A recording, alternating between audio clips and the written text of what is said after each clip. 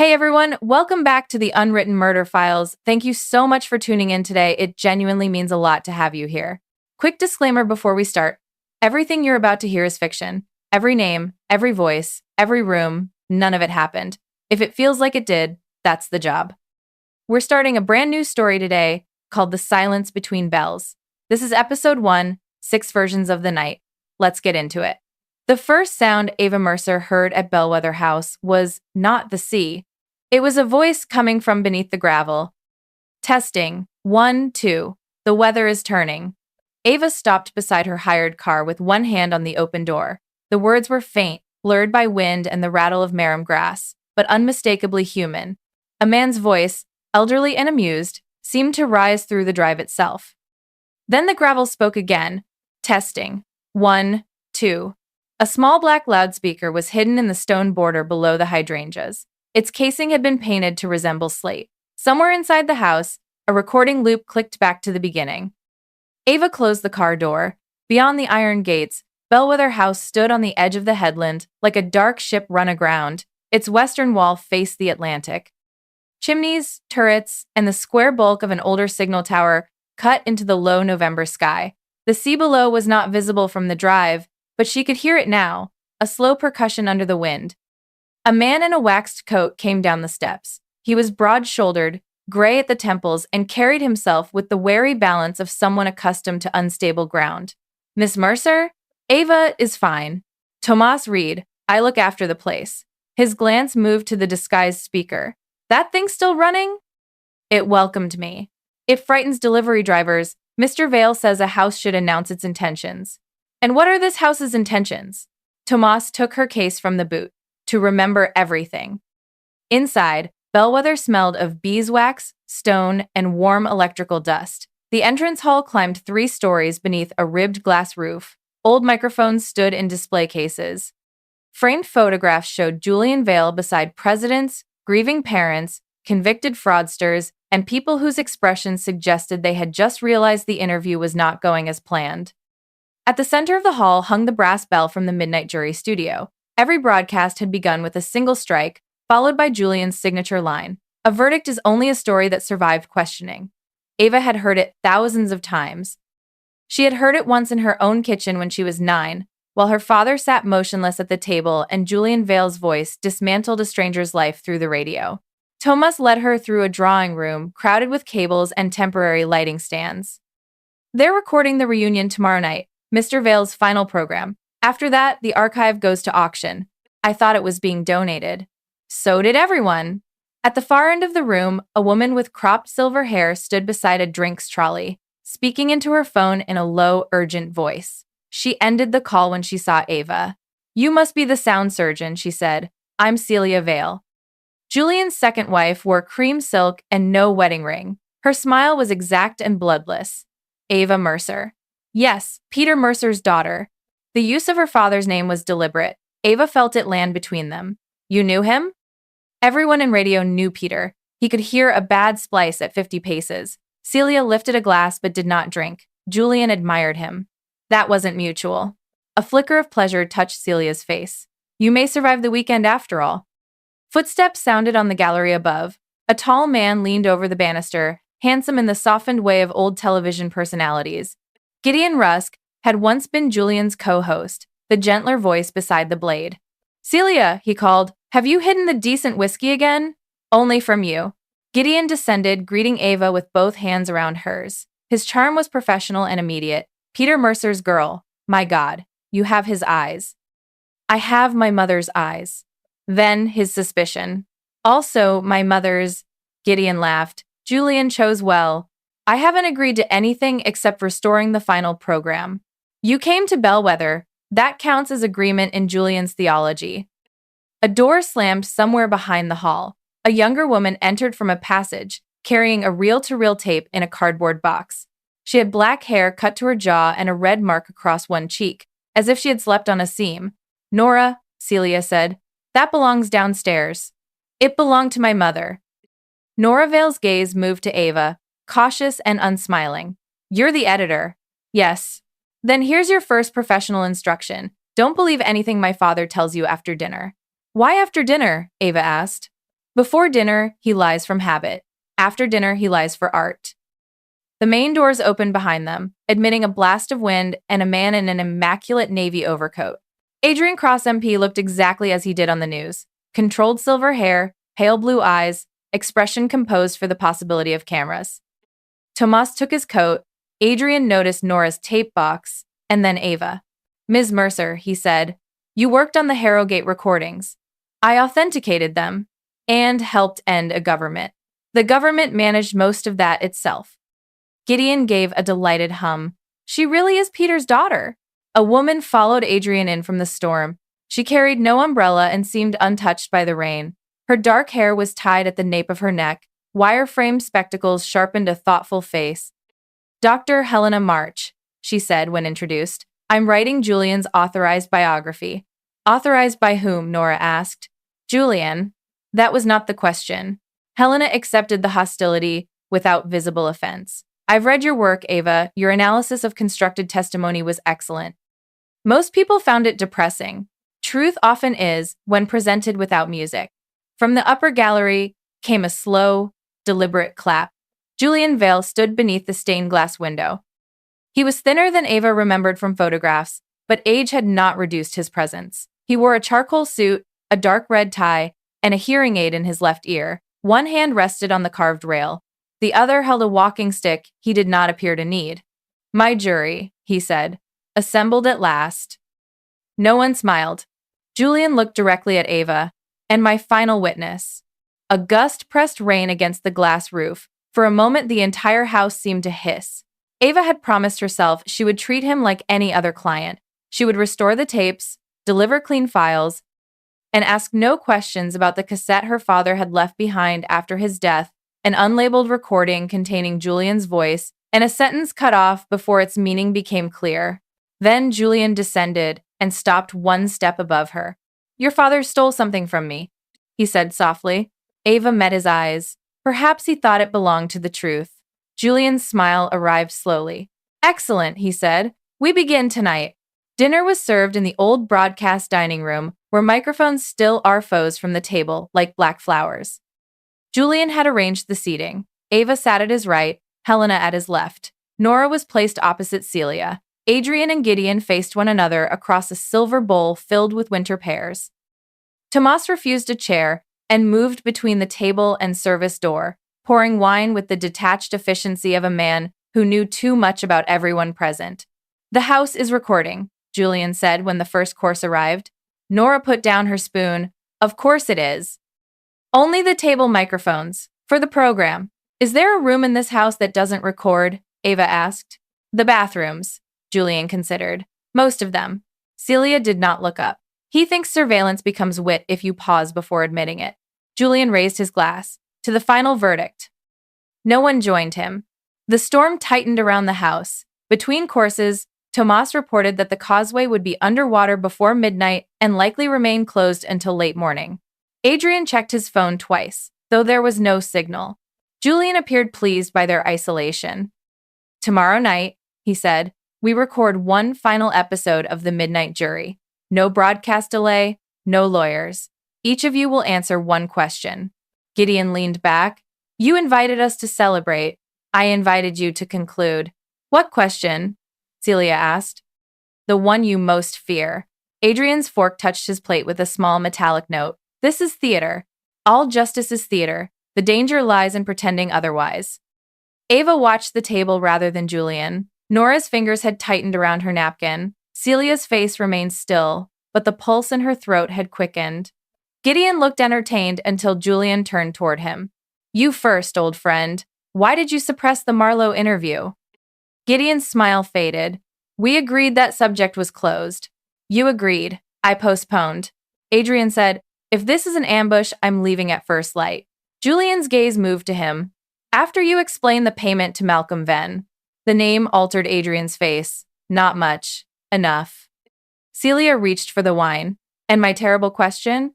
Julian regarded her almost tenderly. "Where the foundation money went. You know where it went. I know where the accounts say it went." Nora stood abruptly. "Do mine now." Julian looked at his daughter. For the first time that evening, his performance seemed to falter. "Sit down." "No." You dragged us here to frighten us one at a time. Ask me. Nora, ask why I left. Ask why Mum begged me never to listen to the tapes you made of her. Ask why you kept her voice cataloged after she died. The only sound was rain striking the high windows. Julian's hand moved toward the inside pocket of his jacket, then stopped. Ava noticed the brief strain around his mouth. Helena noticed too. Are you unwell? I'm bored. You touched your medication. Celia's tone was cool, practical. Take it if you need it. Julian removed a small silver case, opened it beneath the table, and swallowed a tablet with wine. Ava heard the case click shut. It was a clean, bright sound. Tomorrow, Julian said, breathing more evenly, we will discuss the dead. Nora pushed back her chair and left. The microphones caught every step. After dinner, Julian led Ava to the archive. They descended through two coded doors into a long underground room where blue lights glowed between steel shelves. Reels, cassettes, DAT tapes, mini-discs, and wax cylinders occupied numbered bays. The air was cold and dry. My real biography, Julian said. Helena, who had followed them, folded her arms. A biography requires context. Context is what historians add when the evidence embarrasses them. Ava ran her eyes over the labels. Elections, trials, disasters, private names. Where is the Blackwater material? She asked. Julian stopped. Helena looked from him to Ava. Why Blackwater? My father mentioned it before he died. Julian tapped his walking stick against the floor. Peter became sentimental in middle age. He believed you falsified an interview. He believed many things when drunk. Ava stepped closer. Was he wrong? Julian smiled, but his eyes had cooled. Your contract concerns tomorrow's program. And the cassette you say he stole? That concerns your inheritance.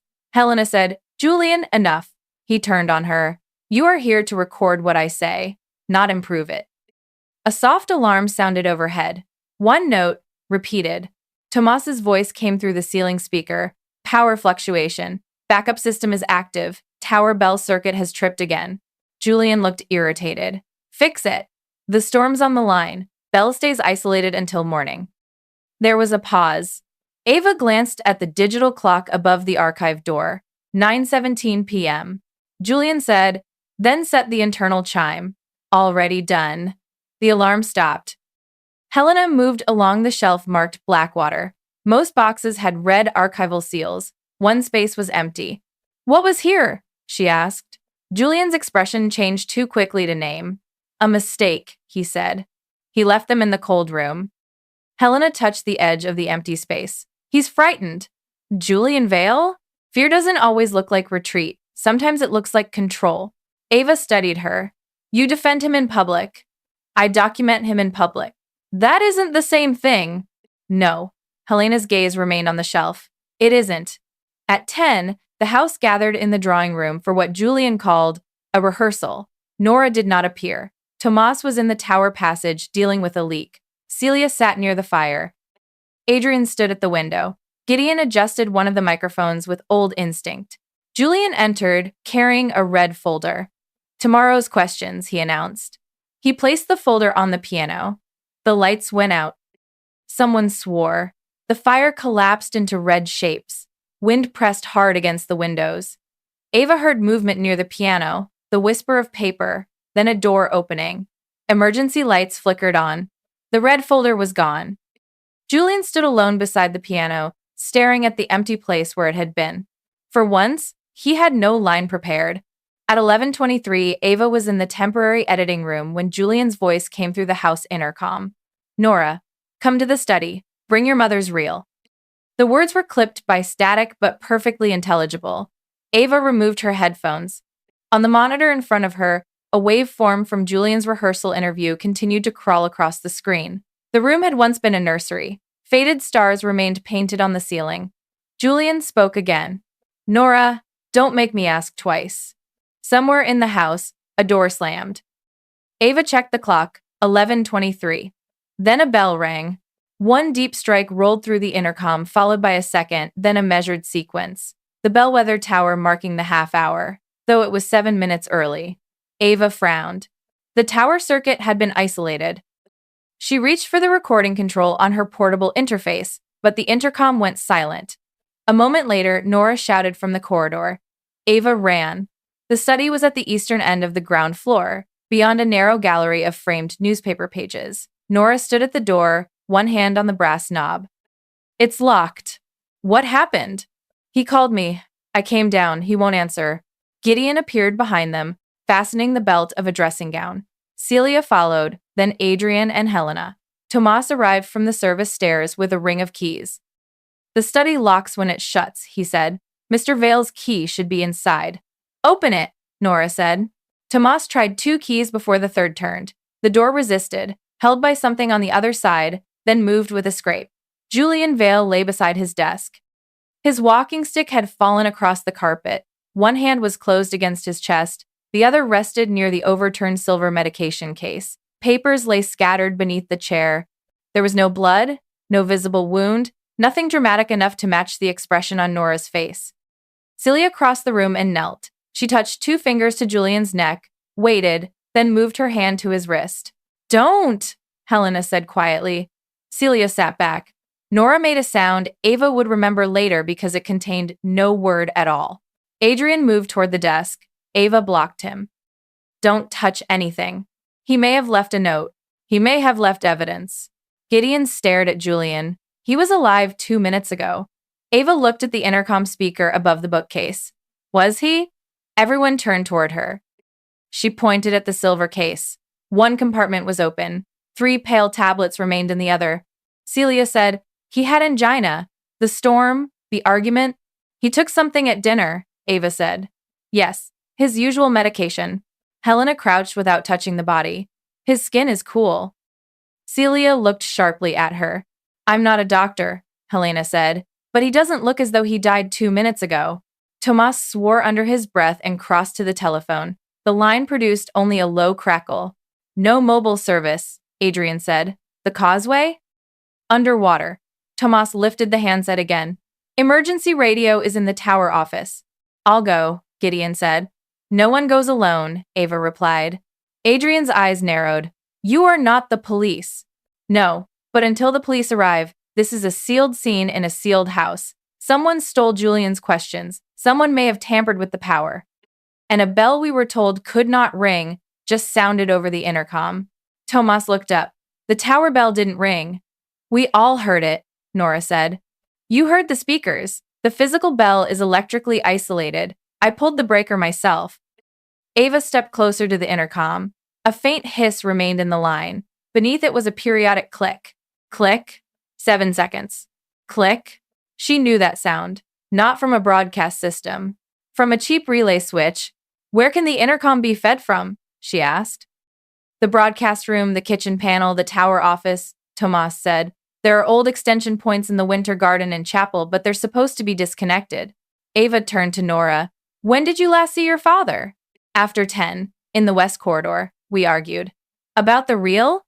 Nora looked at the cardboard box under her arm as though she had forgotten she was carrying it. He wanted it back. What's on it? Gideon asked. My mother. Celia's face tightened.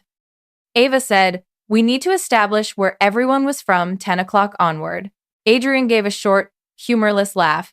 You've been here 6 hours and have appointed yourself detective.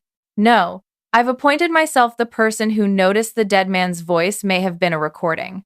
Silence settled over the room. Then, from somewhere deep in the house, the bell struck once more. Not through the intercom this time. A small brass bell in the entrance hall, jarred by the wind or an old mechanism, gave a single bright note. Nora flinched. Ava looked down at Julian's hand. His fingertips were curled around something dark and narrow. A strip of magnetic tape. They moved to the drawing room because no one wanted to remain near the body and no one wished to be alone. Tomas locked the study and kept the key. He and Gideon then crossed the internal passage to the tower office, where the emergency marine radio worked intermittently. They reached the Coast Guard at 12:06 a.m. A detective and medical examiner would come when the causeway cleared, no earlier than 8. Until then, Bellweather belonged to the storm. Ava placed her portable recorder on the center table. Adrian objected immediately. Absolutely not. Then I'll take notes and you can trust my memory. That is not reassuring. Helena sat near the fire, hands folded. The recording protects us. Julian would appreciate the irony. Nora stared into the flames. My father is dead. Yes, Helena said, which is why whoever killed him may already be deciding what to do next. Celia poured herself water. We don't know he was killed. Ava switched on the recorder. Start with what we do know. Julian took medication at dinner. The power failed at 10. His red folder disappeared. At 11:23, his voice called Nora to the study over the intercom. A bell recording followed. Minutes later, he was found dead. Helena thinks he had been dead longer. I said he appeared cool, Helena corrected. That is not a time of death. Fair. Tomas says the actual bell could not ring, so the late call may have been pre-recorded. Gideon rubbed his face. Julian recorded everything. There are hours of him saying Nora's name. Not quite like that, Ava said. She closed her eyes, replaying the phrase in memory. What was wrong with it? Nora asked. I don't know yet. Ava began with Gideon. From 10 until 10:30, he had been in the broadcast room reviewing the next day's running order. At 10:30, he went to the kitchen for whiskey. Tomas saw him there around 10:40. Gideon then returned to his bedroom and claimed he remained there until Nora shouted, What about the intercom controls? Ava asked. They're in the broadcast room, yes, but anyone could use them. Were you alone? I was. Did you take Julian's red folder during the blackout? No. What was in the Marlowe interview? His expression hardened. Not relevant. Julian thought it was. Julian thought pain was relevant whenever it belonged to someone else. Gideon looked toward the dark windows. A witness named Elaine Marlowe accused a popular judge of coercion. I believed her. Then she withdrew. Julian wanted to broadcast the original interview anyway. I stopped him. Why? Because she begged me. There are decisions that look cowardly in public and merciful in private. Ava let the answer stand. Celia's account was simpler. After the rehearsal, she had gone to Julian's bedroom to collect his medication schedule for the doctor's visit planned next week. She then spent 40 minutes in the blue sitting room speaking to her foundation's accountant on a satellite phone. At 11:15, she returned to her room. You handled his tablets? Ava asked. For years. Recently? His nurse filled the weekly organizer before leaving yesterday. And the silver case? Julian filled that himself. Could anyone replace what was inside? Celia's gaze was steady. Anyone with hands. Adrian claimed he had walked in the covered East Cloister after dinner, made an unsuccessful phone call, and returned by 10:50. He was in the library reading when the intercom sounded. Alone? Ava asked. Obviously. Did you pay Malcolm Venn? His jaw shifted. Yes. Nora looked up. Adrian continued before anyone could speak. Venn was a witness in Julian's inquiry into coastal development contracts. He lied, then demanded money to admit it. I paid for a written retraction. Julian interpreted that as bribery. Do you have the retraction? In my briefcase. Which is where? The study. No one missed the implication. Nora had argued with Julian near the west stair at 10:20. She took the reel from his private cabinet using a key that had belonged to her mother. She then went to the old nursery, the room now used for editing, before Ava arrived there. At 10:45, Nora returned to her bedroom and stayed until the call. What does the reel contain? Ava asked again. Nora held it tighter. Her last month. Celia's glass stopped halfway to her mouth. Your mother knew she was being recorded? Helena asked. No. The word cut the room. Julian's first wife, Miriam Vale, had died 15 years earlier after a long neurological illness. Publicly, Julian had described recording their conversations as an act of preservation. Nora's expression made the truth uglier. Helena's timeline placed her in the archive from 10:15 until 11. She was reading Blackwater transcripts. At 11, she went to the chapel to photograph inscriptions connected to the house's history. She heard Julian's intercom call while walking back through the winter garden. Alone? Ava asked. Yes. Did you find the missing Blackwater reel? No. What do you know about Peter Mercer's involvement? Helena paused. Only that he edited several episodes that year. Ava heard the lie, not in Helena's voice, but in its cleanliness. No hesitation before only. No search for the date. A sentence prepared long before the question. Finally, Tomas explained that he spent the blackout checking the generator. At 10:25, he climbed to the bell tower because water had entered the west conduit. He isolated the bell circuit and returned through the kitchen at 10:40, where he saw Gideon. At 11, Tomas went outside to secure a loose shutter on the south wing. Mud on his boots supported the claim. "Did you enter the study?" Ava asked. "No. You have keys." "I have keys to everything except the archive master cage." "And the disabled security camera?" Helena asked. Tomas looked at her sharply. Julian had mentioned no camera. Helena had... "Which camera?" Ava said. "The south corridor," Helena replied. Julian complained about it this afternoon. Tomas's hands tightened on his knees. "It's been offline for months." "Why?" "Faulty cable." His answer was rough and immediate. Unlike Helena's, it had not been rehearsed. Ava stopped the recorder at 1:30. 6 versions of the night lay inside the machine. At least one was constructed. Before they separated, she asked Tomas to show her the tower bell controls. They climbed a narrow spiral stair through stone colder than the rest of the house. The bell chamber smelled of rain and old metal. The bronze bell hung above them, black against the beams. Tomas opened an electrical cabinet. The main breaker was down. A paper seal crossed it, initialed and timed 9:19 p.m. "You sealed it?" Ava asked. Julian accused staff of tampering with equipment whenever weather broke something. "I learned to leave proof." She examined the striker mechanism.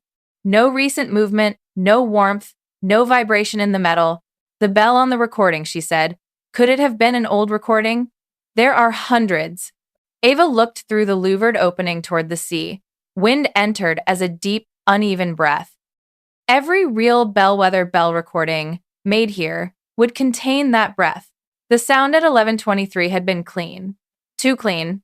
Detective Inspector May Kellen arrived at 8:47 the next morning wearing rubber boots and an expression of personal offense toward the weather. She was compact, dark-skinned, and carried no visible notebook. A uniformed constable and a medical examiner followed her across the wet causeway. The storm had weakened but not passed. Sea foam blew over the road behind them. Kellen listened to Ava's summary without interruption. "You recorded the interviews?" she asked. "Yes." "Preserved original files?" "Yes." "Touched the body?" "No." "Touched anything in the study?" "No." Kellen looked toward Adrian, who stood in the hall pretending not to listen. "Anyone else?" Celia checked for a pulse. Tomas opened the door. "Good. You may be the first civilian witness this month who understands the meaning of don't touch. I work with evidence." "No, you work with copies of evidence. Today may disappoint you." The study door showed no damage. Its lock was old but uncomplicated. Turn the interior thumb latch, leave, pull the door shut, and the spring bolt engaged. Julian's key lay in his trouser pocket.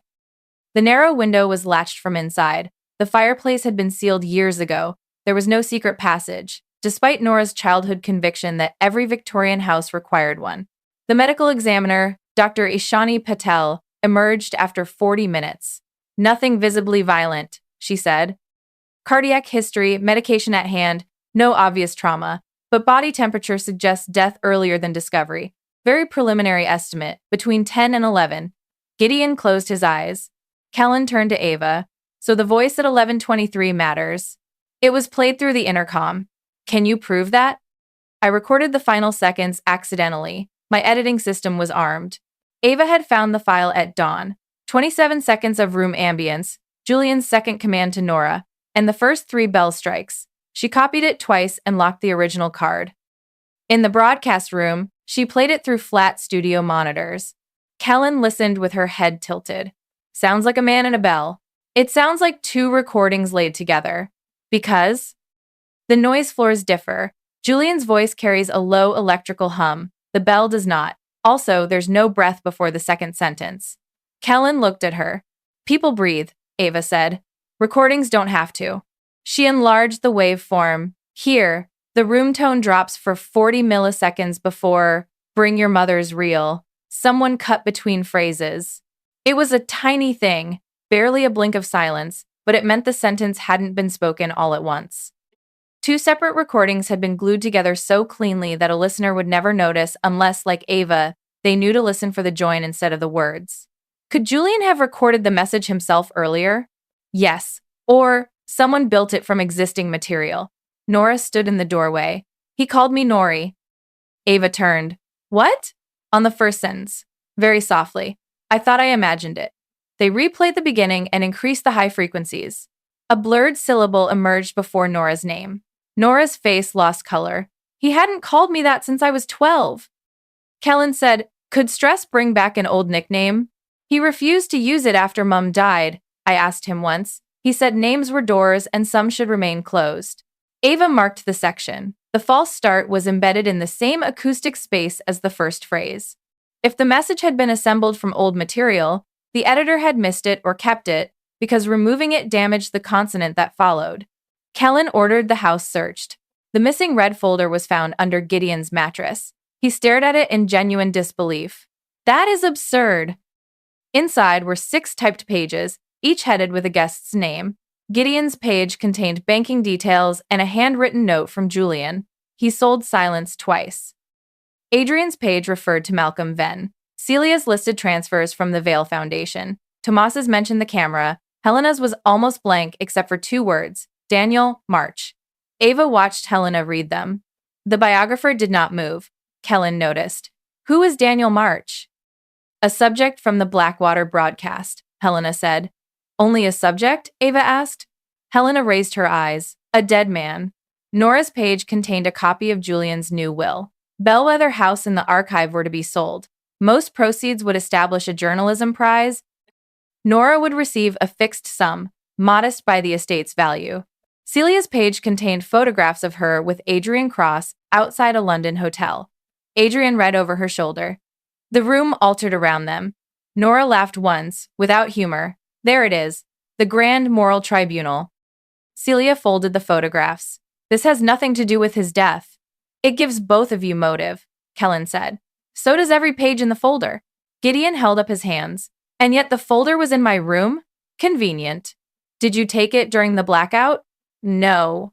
Who entered your room? I don't know. A search of the study produced Adrian's briefcase, as he had said. Inside was Malcolm Venn's signed retraction. It also produced a small adhesive transmitter beneath Julian's desk, connected to the intercom line. Tomas examined it. Not part of the house system. The device could receive audio wirelessly from within roughly 30 meters. The study had not originated the late message. It had merely broadcast it. Someone had stood elsewhere in the house and made a dead man speak. Kellen sealed the transmitter in an evidence bag. Who has the skill to do this? Every face turned toward Ava and Gideon. Ava said, anyone who can follow instructions. Gideon added, and anyone who has spent 2 years cataloging an audio archive. He looked at Helena. She did not flinch. Or, Helena said, the person Julian hired to restore his final program. Now they looked at Ava. Kellen's expression remained neutral. Miss Mercer, I'll need your equipment logs. Ava felt the old sensation from courtrooms and verification hearings, the instant when expertise became proximity and proximity became suspicion. She opened her laptop. On the screen, the Blackwater folder she had copied from the archive the previous evening was gone. The missing folder turned Ava's laptop from a tool into a crime scene. She showed Kellen the access log. At 2:14 a.m., while Ava had been in the tower with Tomas, an external drive had been connected. 3 directories were opened. Only one was deleted, a folder named Blackwater Working. Who knew your password? Kellen asked. No one. Who saw you type it? Possibly anyone standing behind me yesterday. That narrows it to a house full of people. The deletion had removed copied transcripts and low-resolution reference audio, but Ava had backed up one file automatically to a cloud cache before the internet failed. She restored it under Kellen's supervision. The file was labeled BW14 Draft. A young man's voice filled the editing room. My name is Daniel March. I teach history at St. Bartholomew's. I did not enter the Blackwater account's office on the night of the fire. Julian's younger voice followed. 3 witnesses place you there. They place a coat like mine there. You had access to the keys. So did 32 members of staff. Did you steal examination papers and sell them? No. A pause. Daniel breathed close to the microphone. Then he said, you told me before we began that this was my chance to clear my name. It is. No. You've already written the ending. The clip ended. Helena stood at the rear of the room. Her face had become unreadable. Kellen asked, your relation? My brother. Nora looked at her. You said he was only a subject. I said he was a dead man. Why hide it? Because Julian would never have authorized the biography if I approached him as Daniel's sister. Gideon swore softly. Helena March isn't your birth name. Helena Ward. Our mother remarried. I used her second husband's surname professionally. Kellen leaned against the desk. Tell us what happened to Daniel. The storm had left the windows pearl gray. Helena looked toward them as though the answer existed outside the room. Blackwater College discovered theft and fraud in its examination office. Julian broadcast an episode accusing Daniel. The police never charged him. That distinction meant nothing. He lost his job. Newspapers printed his photograph. Parents crossed streets to avoid him. 5 years later, another employee confessed to the thefts, but by then Daniel had disappeared from everyone who loved him. Her voice remained level. The control made the grief more visible, not less. He died 12 years ago, she continued. Julian mentioned the confession in a 40-second correction at the end of another program. Did you come here to kill him? Adrian asked. Helena turned on him with sudden heat. No, I came to make him put the truth in the book where he could not bury it after broadcast. Did he agree? Ava asked. He enjoyed promising. Kellen said, Where were you between 10 and 11? In the archive. Alone. Yes. Did you enter Ava's editing room after 2? No. Ava replayed Daniel's clip. Something troubled her beyond its content. Julian's question, she said. Listen to the word witnesses. She isolated it, then opened the recording from the intercom call. She placed the two waveforms beneath one another. The low hum matched, not merely in frequency, in fluctuation. The voice message used material from the Blackwater interviews, she said. Same recording chain, same studio transformer noise. Kellen frowned. The dead man's message was built from a program recorded 25 years ago? Parts of it. Julian said Nora's name and family tapes from the same era. The editor combined sources. Gideon moved closer. That would take time. Unless the phrases were indexed. The archive database has searchable transcripts. Helena said, anyone with database access could find the words. Who has access? Kellen asked. Julian's archive administrator had left 2 days earlier. Tomas had maintenance access, not catalog privileges. Gideon used a guest account. Helena had a research login. Ava had temporary master access. Nora knew an old password. Celia claimed no interest in any of it. Kellen confiscated all devices. At noon, Dr. Patel delivered the first forensic update. Julian had died from a cardiac event consistent with his medical history, but the tablets in the silver case were not the medication named on the engraved label. They were harmless substitutes, similar in appearance. Celia closed her eyes. No. You recognized his tablets? Kellen asked. I recognized the case. The nurse changed brands last month. I didn't inspect them every day. Who knew he carried emergency medication? Everyone who ate dinner with him, Nora said. He made sure we saw. Dr. Patel added that Julian's weekly organizer upstairs contained the same substitutes in several compartments. The change had happened before the storm, perhaps before most guests arrived. The murderer had not improvised. Ava thought of Julian's hand moving toward the silver case at dinner. The bright click. The relief he expected and did not receive. Could the stress of an argument trigger the event? She asked. It could contribute, Patel said, but his condition may have deteriorated over time without the correct prescription. Kellen looked around the room. So, someone with access to his private quarters replaced his medication, then arranged a confrontation on the night the causeway would close. Tomas said, weather forecasts were public, and Bellweather's isolation was predictable. A constable entered carrying an evidence bag. Inside was a pair of thin cotton gloves and a red-labeled archive cloth. Found behind the radiator in Ms. Mercer's room, he said. Ava stared at them. The cloth bore a dark smear of adhesive, similar to that on the transmitter. Kellen's gaze settled on her. You said you had never seen the device. I haven't. Your room was locked? No, the latch sticks. Adrian gave a quiet exhale. Not triumph, calculation. Ava looked at Helena, then Gideon, then Nora. Whoever had deleted the folder had also planted evidence. That meant the killer was no longer protecting only the original plan. They were adapting to Ava. Kellen said, until I can examine your equipment and movements, you do not leave this room unaccompanied. Ava almost laughed. Leave for where? Outside. The sea climbed the causeway again. By late afternoon, Bellweather had become a maze of closed doors and quiet conversations. Kellen separated the guests, but the house resisted separation. Voices traveled through heating grills, footsteps crossed ceilings. The intercom occasionally breathed static into empty rooms. Julian's habits had left no true silence anywhere. Ava was assigned Constable Rowan as an escort. Rowan was 26, freckled, and apologized each time Ava opened a cupboard. "I'm not arresting you," he said. "You're following me to the lavatory. Inspector's instructions." Then at least look embarrassed on her behalf. He did. Ava asked to inspect every intercom extension within 30 meters of the study. Tomas led them first to the kitchen panel, then the chapel, and finally the winter garden. The winter garden occupied the southeast corner of the house. Iron ribs held panes of old glass above tiled paths and neglected citrus trees. Rain ticked against the roof. A dry fountain stood in the center, surrounded by ferns. At the far end, an antique birdcage contained a gray starling with one white wing feather. "That's Echo," Tomas said. The bird clicked its beak. "Julian kept a starling?" Ava asked. Miriam did. This one's descended from hers. Julian liked birds that repeated what they heard. Echo tilted its head and said, in a startlingly clear voice, "Don't make me ask twice." Rowan stopped. The phrase was Julian's. The bird repeated it, then produced a two-note whistle.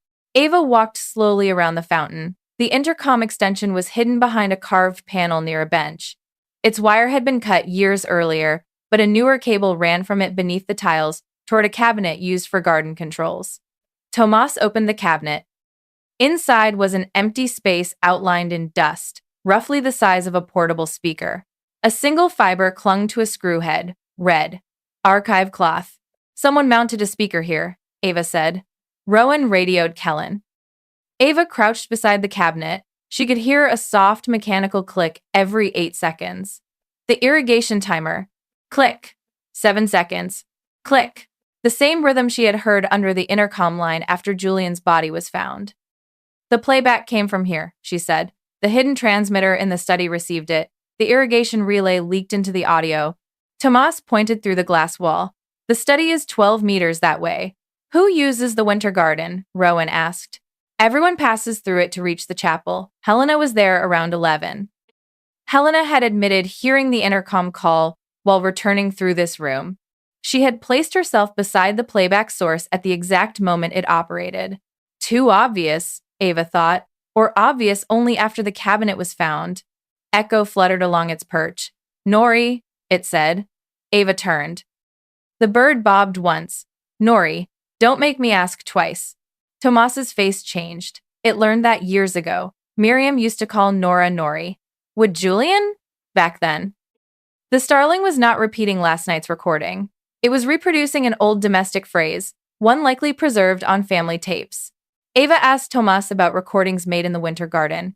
He remembered a series Miriam had made for Nora when she was ill. Stories, piano practice, conversations, rain against glass. Julian later digitized them. Nora's stolen reel might be one of them. They found her in the chapel, sitting beneath a stone memorial to Bellweather sailors lost at sea. The reel rested beside her. When Ava explained what Echo had said, Nora's defiance thinned. "Mum used that phrase when I avoided piano lessons." "May I hear the reel?" "No. It may contain the source used to construct your father's message." Nora looked toward Rowan. "Will the police seize it?" "Yes," he said, then glanced at Ava. "Probably." Ava sat beside her. "Why did you steal it?" "Because he planned to sell the archive. My mother's worst days would go to collectors. Her confusion, her anger, her begging him to switch the recorder off." "Did he?"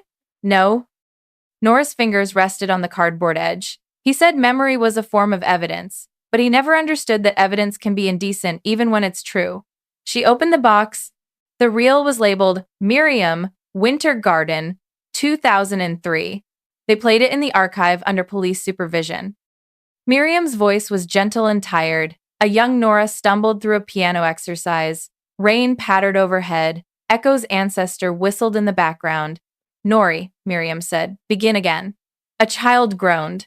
Julian entered the recording from a distance. "Nora, come to the study when you're finished." Ava felt the room tighten. Minutes later, Julian's voice appeared again. Bring your mother's reel. I want it cataloged properly. The precise phrases from the murder message existed on this tape. Nora stared at the spinning reel. I didn't know that was there. Kellen stopped the machine. You had the source recording in your possession. I took it after the blackout. You knew the old archive password. Yes. You argued with your father. You inherit despite the new will being unsigned, and the false message was designed to summon you to the body. Nora stood, designed to frame me. Or designed by you to establish a later death time. Celia, watching from the doorway, said, Nora could not edit that recording. I can use software, Nora snapped. Not well enough. Thank you.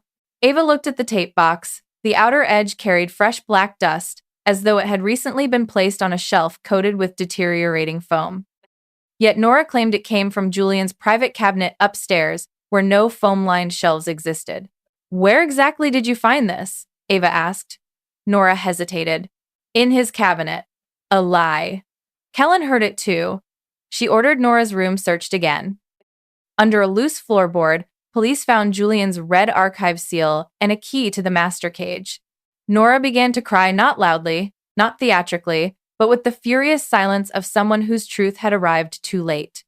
Nora admitted entering the archive before dinner.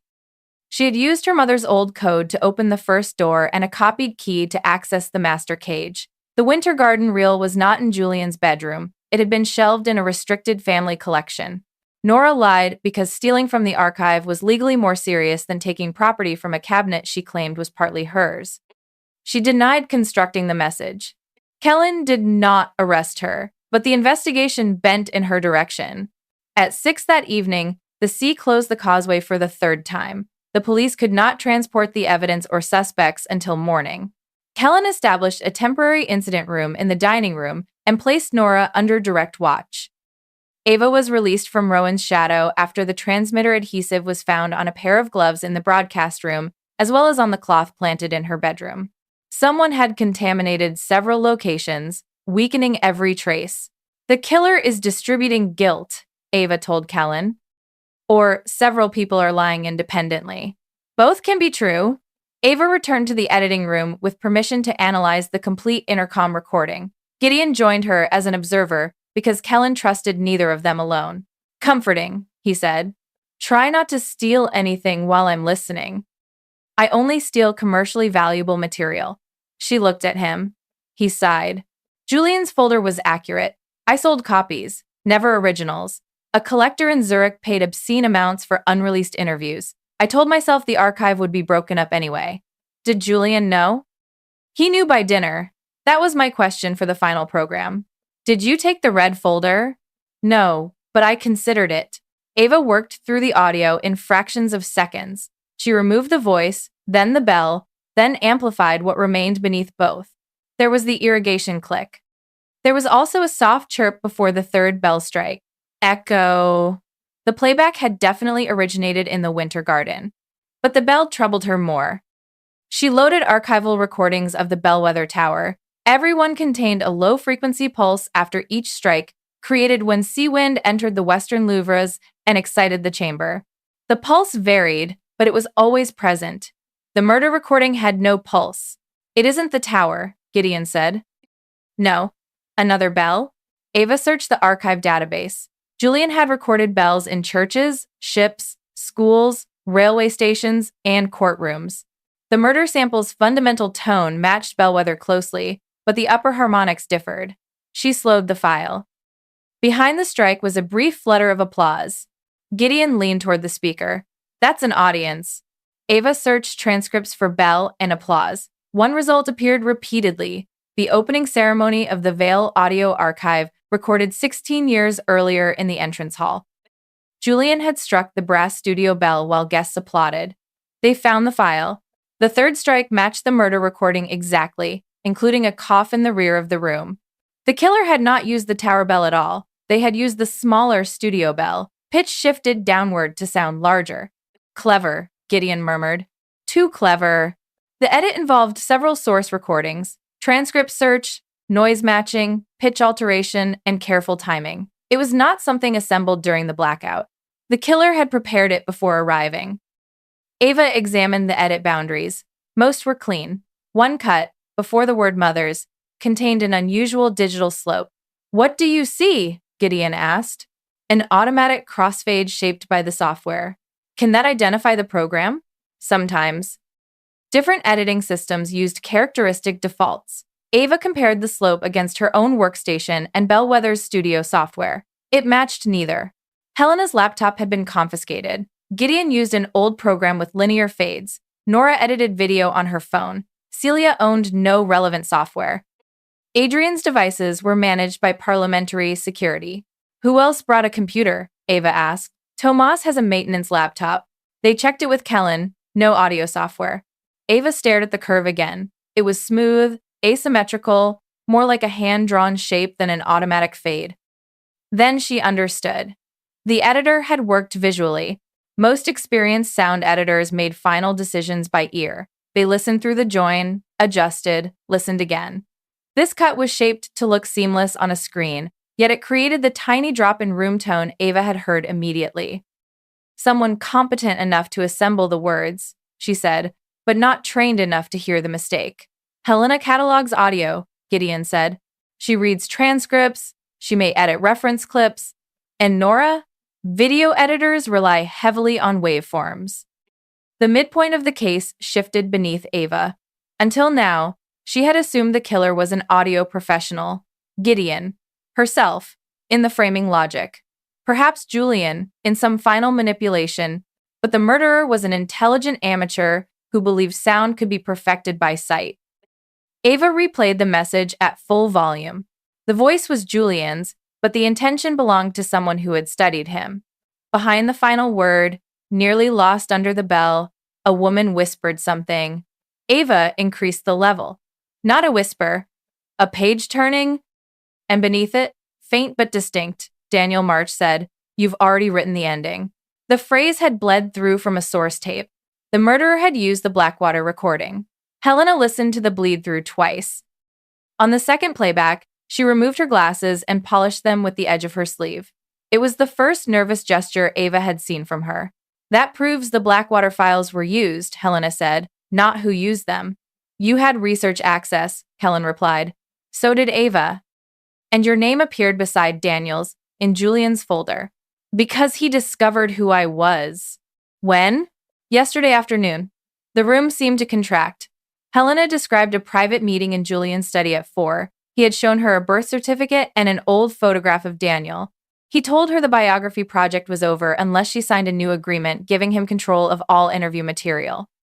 "What did you do?" Ava asked. "I refused." "Did you threaten him?" "I told him I would publish what I had." "And he?" "He said reputations are not destroyed by truth. They are destroyed by timing." Kellen said, "Did he mention original evidence clearing Daniel?" Helena's eyes moved toward the archive door. "He said there was a tape my brother made after the broadcast. A private conversation with Peter Mercer." Ava felt her pulse change. "My father?" Peter believed Julian had combined two answers to make Daniel appear evasive. Daniel confronted him. Peter recorded the conversation. The unlabeled cassette in Ava's possession began with Julian saying, "You cannot prove which answer belonged to which question." Then her father's voice, "I don't need to. The room tone proves it." The recording cut off immediately afterward. Julian had claimed Peter stole something. Perhaps not a tape from him, but proof against him. "Where is the original?" Ava asked. Julian said your father kept it. He also implied Peter had given him a copy before he died. "Why would my father do that?" "To protect you." Helena's answer came softly. Julian threatened to claim Peter created the false edit alone. Ava stood so quickly her chair struck the wall. The room blurred at its edges, not from grief, exactly, but from the rearrangement of it. For 10 years, she had believed her father's final silence was shame. He had left radio without explanation. He drank. He refused to discuss Blackwater. Ava had built a career proving recordings honest because she thought he had once failed to do so. Julian had kept that interpretation alive. "Where is the tape?" she asked. Helena shook her head. "I don't know." "Did you search his study after he died?" "No." "His archive?" "For 2 years." Kellen interrupted. "Dr. March, I need a direct answer. Did you replace Julian's medication?" No. Did you build the false message? No. Did you kill him? No. 3 denials. Same pace, same pitch. Ava listened for the cleanliness she had noticed the previous night, but now the answers carried fatigue. Kellen dismissed Helena under guard and turned to Ava. You believe her? I believe parts. Which parts?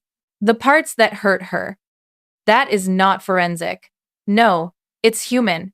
Kellen's mouth almost moved into a smile. Humans are the contamination in every forensic system. The red folder offered one new clue. Helena's page had appeared blank except for Daniel's name, but under angled light, Ava saw impressions left by writing removed from a sheet above it.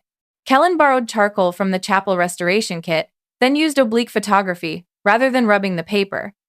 4 indented words became visible. Ask her about Peter.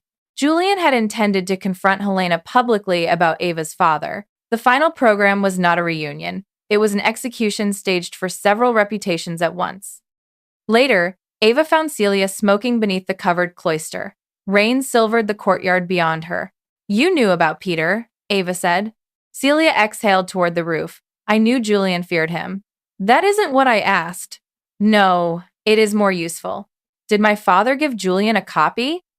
I don't know. Peter came here 9 years ago, they argued in the study. Afterward, Julian burned several tapes in the old boiler. Why didn't you tell me? You did not ask until there was a corpse. Ava stepped closer. Did you replace Julian's tablets? Celia looked almost offended. I wanted to leave him, not become permanently attached to him through a murder trial. You were photographed with Adrian. Julian arranged the photographer. Why? To make sure Adrian and I understood that our future existed at his permission. And the foundation money? Celia dropped the cigarette into a rain barrel, moved into a protected trust. Julian planned to seize the foundation as part of the divorce. I preserved it. She turned to go, then stopped. At dinner, his silver case was not where he usually kept it. Where was it? Right inside pocket. He always carried it on the left because of his hearing aid battery case on the right. Could someone have moved it? Or returned it incorrectly? Who had access to his clothes? Tomas, the housekeeper, me, Helena during interviews, Nora whenever she wished to steal something, and Gideon whenever he wished to borrow something. Celia's expression sharpened. But yesterday, Helena helped Julian choose photographs in his dressing room. They were alone for an hour. That night, Ava could not sleep. At 2:15, she heard her father's voice outside her bedroom. Ava, it said, open the door. Ugh, she froze. The voice came again, low and intimate. Aves. It's Dad. No one else had called her Avs. Ava moved silently to the door but did not touch the handle. Her father had been dead 10 years. Aves, the speaker whispered. I need you to listen. A small red light blinked beneath the skirting board. Another hidden speaker. Then, smoke began to seep under the door. Ava wrapped her hand in the bed cover and pulled the door open. The corridor was empty. Smoke rolled from the editing room at the far end, darkening the ceiling. Her father's voice came from a portable speaker placed beside the wall, repeating the same 3 phrases. Aves, it's Dad. I need you to listen. The words had been taken from private voicemail recordings stored on her laptop. The killer had accessed more than Blackwater. Ava struck the fire alarm. Nothing happened. The power was out again. She shouted and ran toward the editing room, stopping when heat pushed through the door. Flames moved behind the frosted glass. Her equipment, notes, and working copies were inside. Tomas appeared from the stairwell carrying an extinguisher. Rowan and Kellen followed. Together they forced the door only wide enough for Tomas to discharge foam across the burning desk. Sprinklers finally activated, flooding the nursery. The fire was contained within minutes. The damage was precise. Ava's laptop had been removed before ignition. Her backup drives were gone, paper notes had burned. The original memory card containing the intercom recording survived only because Kellen had sealed it in the incident room. This wasn't meant to kill you, Kellen said, examining the speaker outside Ava's room. Comforting. It was meant to draw you into the corridor while someone took your files. The smoke could have done worse than intended. Also comforting, the portable speaker carried no usable prints. Its battery compartment contained a strip of paper printed with a line from the Midnight Jury. The ear believes what the heart expects. Gideon recognized the quotation. Julian said that during the Ashcombe hoax episode. Helena corrected him. No, he said, the heart teaches the ear what to expect. The printed line is from his unpublished lecture notes. Everyone looked at her. She realized too late. How do you know what was unpublished? Kellen asked. I cataloged the lectures. Did you read that exact page? Yes. Where is it stored? Helena's pause was slight. The restricted archive. Nora gave a brittle laugh, where, apparently, half the house spent the night. Kellen ordered Helena's belongings searched for a third time. They found no medication, no speaker, no stolen drives. They did find a handwritten transcript of Daniel's final conversation with Peter Mercer. The last page was missing. Helena said Julian had given her the transcript 2 months earlier as proof he possessed the original recording. He withheld the final page because it contained Peter's conclusion. What conclusion? Ava asked. That the Blackwater broadcast was altered deliberately. The fire shifted the investigation again. Someone had access to Ava's laptop, password, and private audio. Someone knew how to exploit a voice emotionally as well as technically. The attack was designed not only to destroy evidence, but to destabilize her. It succeeded more than she admitted. At dawn, Ava stood in the winter garden listening to echo mimic rain. The storm had moved north. Thin light entered the glass roof. Tomas joined her with 2 mugs of coffee. Your father's voice? He said. Was it convincing? No. She took the mug. Yes. Tomas nodded. Julian once made a Christmas message from Miriam after she died, spliced words from old tapes. Nora was 14. She smashed every speaker in the drawing room. Ava looked at him. He played it as a gift? He believed grief was an editing problem.